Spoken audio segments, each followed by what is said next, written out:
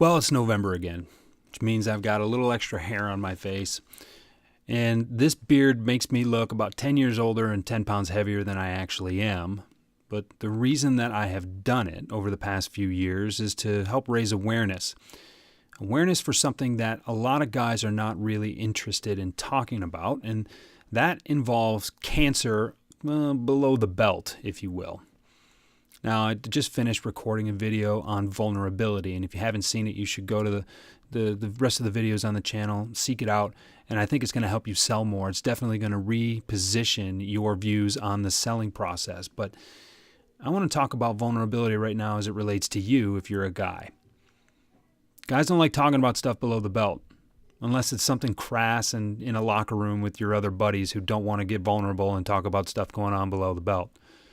But it's something that's important. When you look at the stats and you look at the incident rates and you look at the mortality rates of cancers that happen to men, typically either in their prime years, if you will, 19 to 35 when you're thinking about testicular cancer, and in the 50 and above range when you're talking about prostate cancer, it's kind of staggering. And it's staggering because there isn't a lot of awareness about that, and there isn't a lot of awareness because people don't like talking about it. Guys don't like talking about it. They don't like talking about it with other guys. They definitely don't like talking about it with their doctors.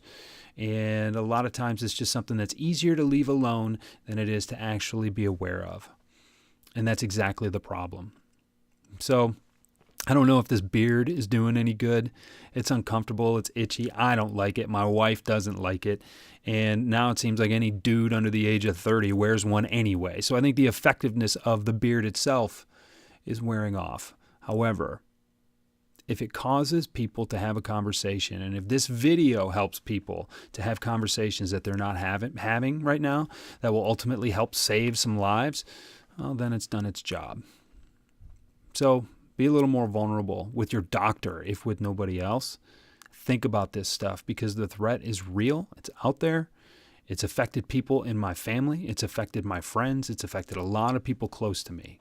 And I, like you, for a long time, felt like I was invincible. So do the right thing. Have the conversation. Get the test if you need it.